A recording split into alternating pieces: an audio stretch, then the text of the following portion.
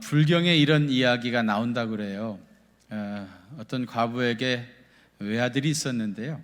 이 아들이 죽은 겁니다. 그러니 이 과부가 얼마나 마음이 상처가 됐겠어요. 하늘이 무너져 내리는 고통을 느꼈습니다. 그래서 이제 부처님을 찾아가 가지고, 부처님, 내 아들이 죽었는데 어떻게 하면 내 아들이 다시 살아날 수 있겠습니까? 비결을 좀 말해달라고 그렇게 이제 간절하게 부탁을 해요. 그러니까 부처님이 가족 중에 한 번도 죽음을 맛보지 않은 집을 찾아서 그 집에서 물 한 그릇을 얻어다가 아들에게 먹이면 그 아들이 살아날 거요, 그러더랍니다.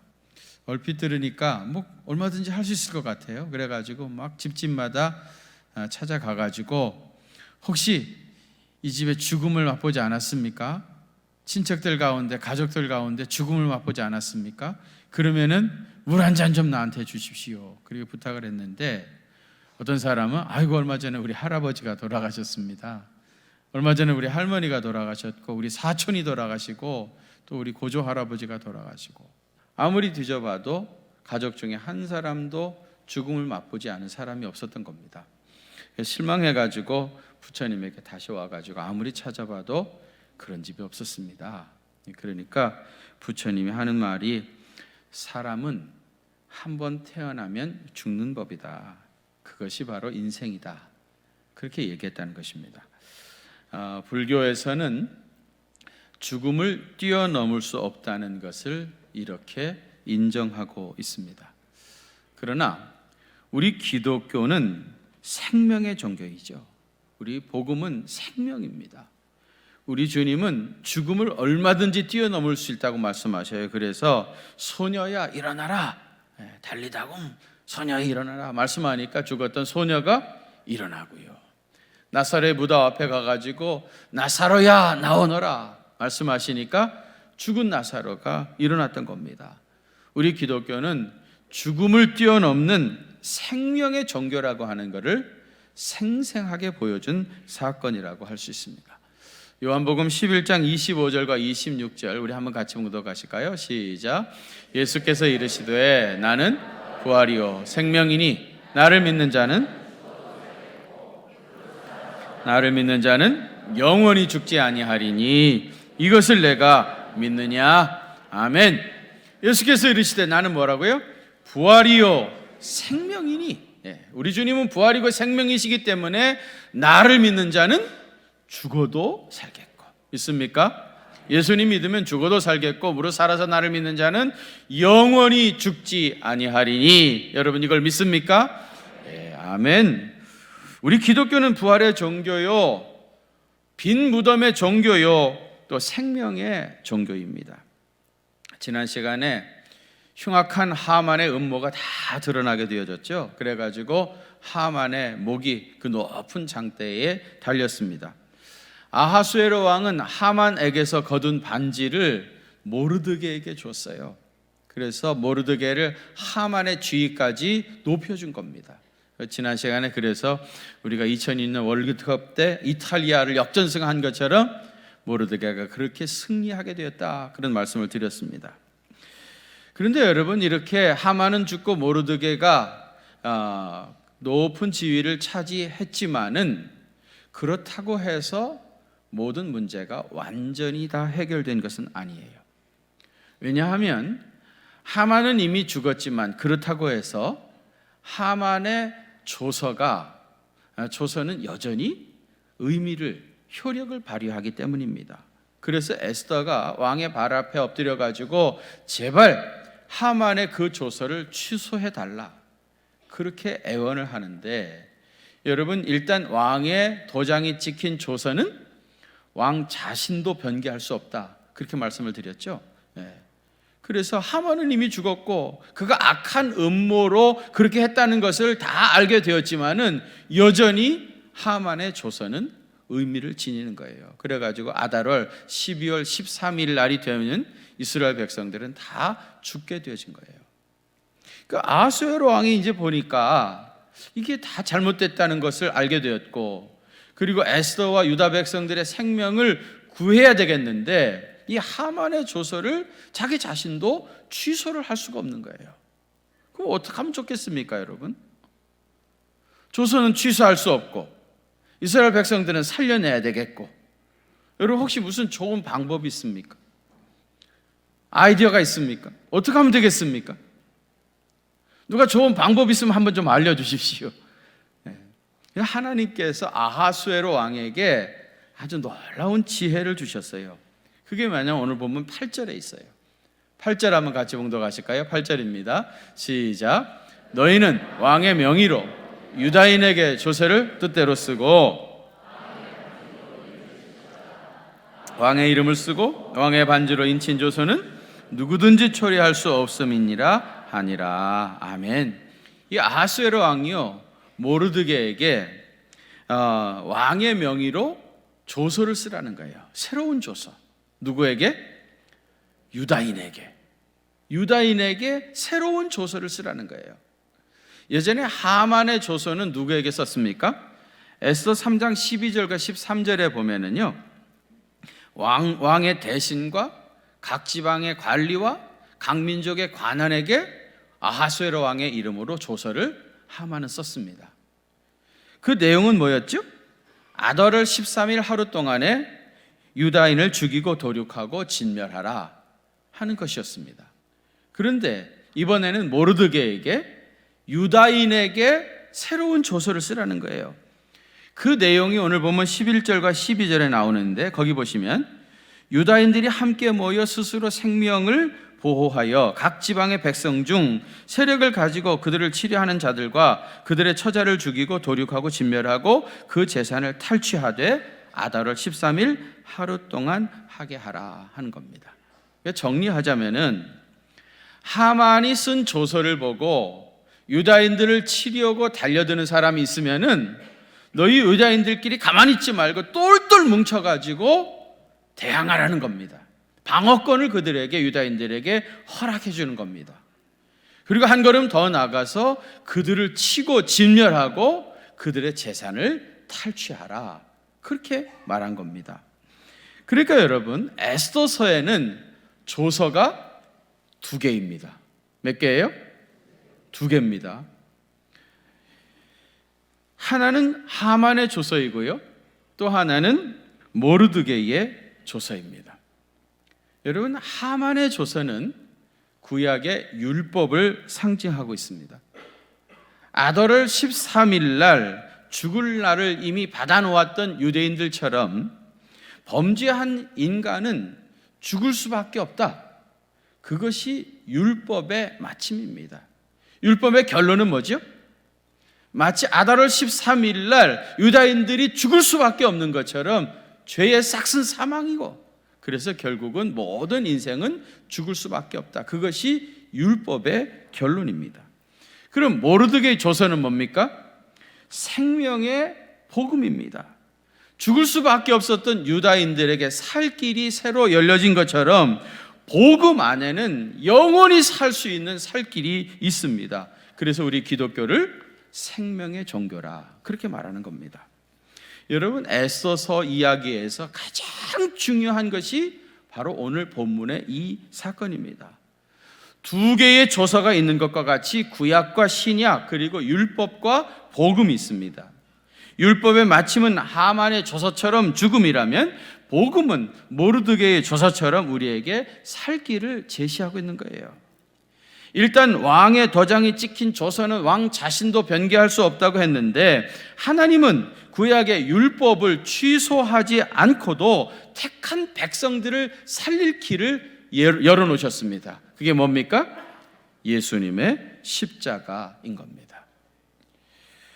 오늘이 종교개혁주일인데요, 루터가 카톨릭의 율법적인 사고방식 때문에 굉장한 불편함을 느꼈습니다. 그 죄책감, 영혼의 부자유함, 도저히 그 율법의 조항들을 지킬 수 없는, 카톨릭의 전통들을 다 지킬 수 없는 그런 가운데서 굉장히 영적으로 고통을 많이 당했습니다. 그러다가 로마서와 갈라디아서를 읽다가 복음을 경험하게 된 거예요. 특별히 로마서 1장 17절이죠. 복음 안에는 하나님의 의가 나타나서 무엇으로? 믿음으로 믿음에 이르게 하나니, 믿음으로 믿음에 이르게 하나니 기록된 바 오직 의인은 뭐로? 믿음으로 말미암아 살리라 함과 같으니라. 오직 믿음으로 구원함을 얻는 이런 복음의 핵심을 체험하게 되어진 겁니다. 그러면서 마틴 루터가요, 그 모든 율법의 멍해와 카톨릭의 전승으로부터 일순간에 해방되어지는 그 해방의 기쁨을 누린 거예요. 그래서 그가 종교 개혁을 단행할 수 있었던 겁니다. 그러니까 루터의 종교 개혁을 오늘 에스더의 표현을 빌리자고 하면은 하만의 조서에서 모르드게의 조소 에로의 개혁이었다, 그렇게 말할 수 있을 것입니다. 모르드게의 조서가 반포되었기 때문에 이제 유대인들이 살 길이 활짝 열렸습니다. 그런데 이제 문제는 시간입니다. 9절에 보면 서기관들이 소집되어지고 모르드게의 새로운 조서가 작성된 날이 언제라고 그래요? 시완월, 이게 3월입니다. 23일 날, 3월 23일 날 서기관들이 소집이 되어 가지고 모르드게의 새로운 조서가 작성이 됐어요. 그런데 하만의 조서에 유다인들이 죽을 날은 언제였죠? 12월 13일. 그러면은 9개월 조금 못 되는 기간이 남아 있는 겁니다. 그죠? 우리가 생각할 때는 뭐 9개월이면 상당한 기간인데 그렇게 생각이 들는지 모르지만은요, 이 당시 페르시아는 굉장히 넓은 나라였습니다. 큰 나라였습니다. 그리고 또 하나는 교통수단이 발달하지 못했고 통신수단이 발달하지 않았어요. 그래가지고 도성수산성에서 이 모르드게가 조서를 작성해가지고 그 넓은 땅에 누군가 사람들이 다 가지고 가서 전달을 해야 되는데 저 인도 끝에까지 가서 전달을 하려고 하면 이 9개월이라고 하는 시간이 절대로 많은 시간이 아닌 거예요. 그래서 어떻게 합니까? 왕의 일에 쓰는 준마들, 왕의 준마들을 역졸들한테 내줘가지고 빨리 이 조서를 가지고 네가 맡은 도성을 향하여 달려가라 해가지고 그 역졸들이 준마를 타고 그 조서를 가지고 자기가 맡은 성을 향하여 달려갔던 겁니다. 여러분, 오늘 우리는 모르드게의 조서와 같은 생명의 복음을 가진 자들입니다. 우리는 준마를 탄 역졸들처럼 우리가 맡은 성읍을 향하여 달려가서 살 길이 있다. 이제라도 예수님 영접하면은 얼마든지 살 수 있다. 이 생명의 복음을 전파해야 할 사명이 우리에게 있습니다. 그래서 제가 오늘 설교 제목을 뭐라고 붙였죠? 준마를 탄 역졸들. 한번 따라 하실래요? 준마를 탄 역졸. 준마를 탄 역졸. 이왕 하려면 좀 크게 한번 해보자고요. 다시 한번 하겠습니다. 준마를 탄 역졸. 여러분, 우리는 준마를 탄 역졸입니다. 우리 손에는 조서가 들려져 있습니다. 사람을 살리는 복음입니다. 이 소식을 누구든지 듣기만 하면 죄사함 받고 다 구원함을 받는 생명의 복음입니다. 우리는 이 복음을 가지고 달려가서 전달해야 됩니다. 그러면 이 사명을 어떻게 해야 잘 감당할 수 있겠습니까? 첫째로는 내가 받은 복음은 생명을 살리는 조서라는 사실을 기억해야 됩니다. 이 복음이 뭐라고요?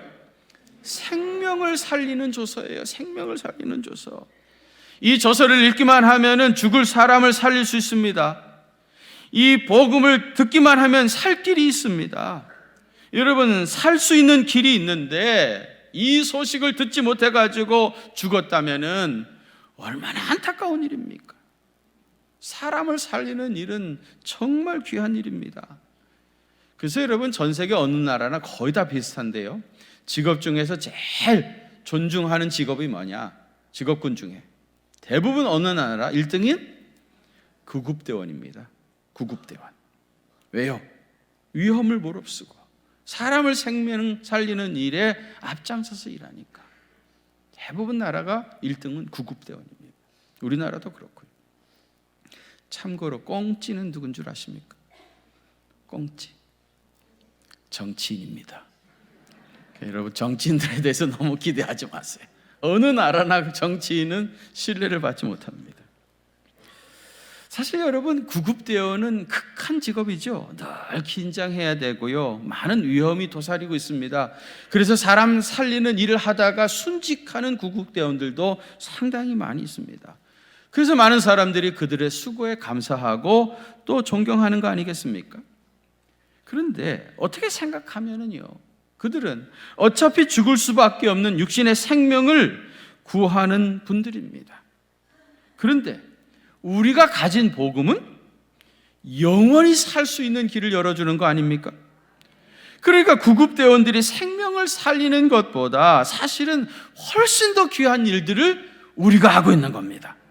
내가 받은 복음은 생명을 살리는 것이라는 것을 기억하시고요, 구급대원들보다 훨씬 더 뜨거운 열정을 가지고 이 복음 전하는 일에 최선을 다하시길 바랍니다. 두 번째로는요, 내가 만일 전하지 않으면 내가 맡은 성 사람들은 누구 때문에? 나 때문에 죽는다는 것을 기억해야 됩니다. 나 때문에. 준말을 탄 역졸들은요, 각자 자기가 달려가야 할 성읍이 있었습니다. 반드시 12월 13일 이전에 어떻게든지 도착해가지고 새로운 조서가 반포되었다, 살 길이 열려졌다고 전파해야 됩니다. 만일 이 사명을 제대로 감당하지 못하면 이 성 사람들은 나 때문에 죽게 되는 거예요. 그 책임을 어떻게 피할 수 있겠습니까? 새로운 조서를 들고 준말을 타고 달려가야 할 내가 맡은 도성이 여러분 구체적으로 어디겠습니까? 가장 먼저는 내 가족이 아니겠습니까? 내 가족 식구들한테 내가 복음을 전하지 않는데 누가 와서 내 식구들에게 복음을 전하겠습니까? 내 가족 중에서도 우리 자식들 아닙니까? 우리 자식들에게 제일 먼저 복음을 전해야 하지 않겠습니까? 야, 너는 세상에서 잘 먹고 잘 사는 것이 중요하니까 우선 인류대학에 들어가고 그리고 대그룹에 취직을 해가지고 돈을 많이 번 후에 교회에 와가지고 봉사도 하고 전도도 하고 선교도 하라. 그렇게 말씀하셔가지고 그날로 이 아이들이 교회를 떠나서 다시는 돌아오지 않는다고 하면 그 죽은 영혼에 대해서 누가 책임을 지겠습니까? 내 자식에게, 내 가족들에게 살 길이 있는데 생명의 복음을 전하지 않아서 그들이 흑암 가운데 거하다 죽는다면 그 책임을 어떻게 하시렵니까? 준말을 탄 역졸들인 나 자신이 이 사명 잘 감당해야 합니다. 우리 교인들 가운데서도 가족들이 교회에 나오지 않은 지 오래된 사람들도 퍽 많이 있습니다. 때가 되면 나오겠지. 하나님이 택한 백성이니까 어떻게든지 돌아오겠지. 그렇게 생각하고 그저 피일차일 미루고 있는 거예요. 여러분, 접어두고 지내지 마시고요, 아달월 13일 이전에 반드시 생명의 복음을 전하셔서 속히 주님의 집으로 인도하시기를 바랍니다.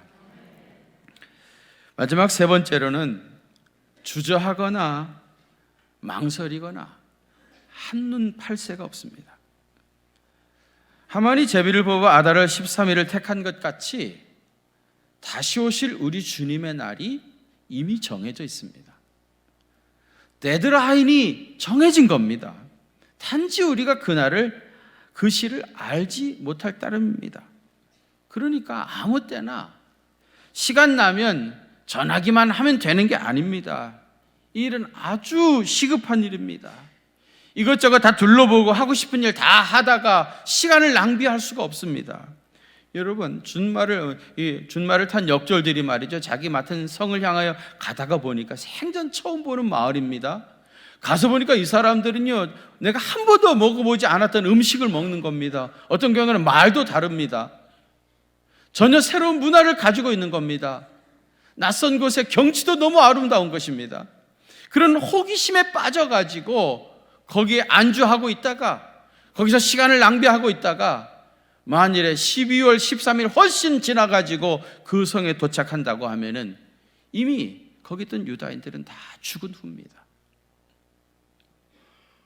망설이거나 주저하거나 시간을 허비할 수가 없습니다. 한눈 팔 새가 없어요. 우리 그리스도인들이 하는 공식적인 거짓말이 세 가지가 있다고 그래요. 그 첫째는 예수님 믿는다고 하면서 성경을 거들떠 보지도 않는 거예요. 예수 믿는데요, 근데 성경을 거들떠 보지도 않는 거예요. 성경 통독 한 번도 못합니다. 또 양심의 찔림을 받죠. 이제라도 하세요. 아니, 예수 믿으면서, 평생 예수 믿으면서 성경 통독 한 번도 못 하시겠습니까? 도대체 뭐라고 기록되어 있는지도 모르면서 뭘 믿는다는 말입니까? 예수 믿으면서 하나님 말씀 거들떠 보지 않는 게 첫 번째 거짓말이랍니다. 두 번째는 예수님 사랑한다고 하면서 전도할 생각을 하지도 않는 거예요. 전도할 생각, 나하고는 상관없어. 전혀 전도하지 않고 사는 거예요. 평생 가서 한 영혼도 구원하지 못하는 사람이 있습니다. 세 번째 먼저 아세요?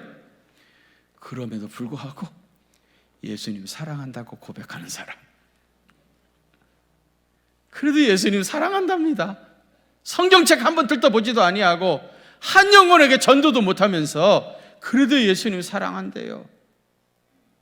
우리 크리스찬들이 하는 거짓말이라는 겁니다. 여러분, 제가 설교를 시작하면서 불교는 죽음을 뛰어넘을 수 없다는 것을 스스로 인정했다고 했습니다. 그러나 우리 기독교는 생명의 종교요, 부활의 종교요, 누구든지 이 복음의 말씀을 듣기만 하면 얼마든지 살 수 있는 생명의 종교입니다. 죽어가는 사람에게 살 길이 있다는 것을 자기는 분명히 알면서도 가르쳐주지 않아서 죽도록 내버려 둔다면 이것은 세상에서 제일 나쁜 짓이고 잔인한 사람 아니겠습니까? 예수님 믿고 죽어도 산다고 하는 구원의 확신이 있으시다면 이제 담대히 나아가서 그리스도의 복음을 전하시길 바랍니다. 예수님 믿고 영원히 죽지 않고 살 수 있다는 이 복음을 담대히 전파하시길 바랍니다. 왜 아멘을 시원찮게 하십니까? 아멘을 힘있게 하고 나야 하나님께서 할 수 있도록 힘도 주시고 성령도 주시고 은혜도 주시지 않겠습니까? 생명의 복음을 담대하게 전파하시길 바랍니다. 누가복음 16장 15절에 너희는 온 천하에 다니며 만민에게 복음을 전파하라고 했습니다. 디모데후서 4장 2절입니다. 너는 말씀을 전파하라. 때를 얻든지 못 얻든지 항상 힘쓰라. 때를 얻든지 못 얻든지 항상 이 복음 전파하는 일을 위하여 힘쓰라고 했습니다. 누가복음 9장 1절과 2절에 보면 예수께서 12 제자를 불러 모으사 모든 귀신을 제어하고 병 고치는 능력과 권위를 주시고 그리고 하나님 나라를 전파하도록 그들을 파송하셨습니다. 귀신을 물리치고 병 고치는 권세를 주신 이유는 뭡니까? 하나님 나라를 전파하도록. 그래서 여러분, 복음을 전파하는 그 현장에서 이런 놀라운 역사들이 나타납니다. 이사야 52장 7절에 이런 말씀이 있습니다.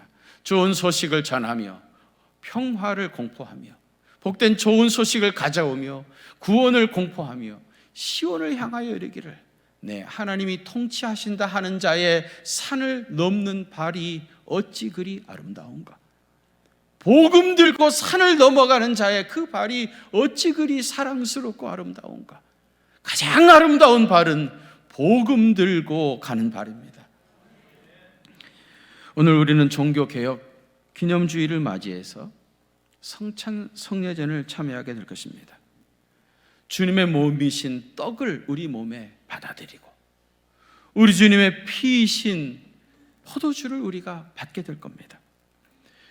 우리 주님과 이 성찬 성례전을 통해서 신비한 연합을 이루고 우리 주님께서 우리에게 마지막으로 부탁하셨던 복음 전파의 사명을 우리는 감당해야 합니다.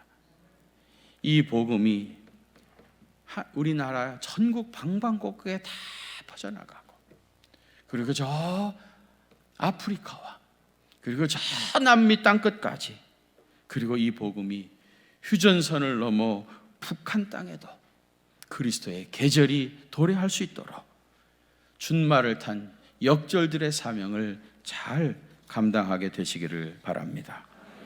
이제 성찬 성례전을 시작하겠습니다.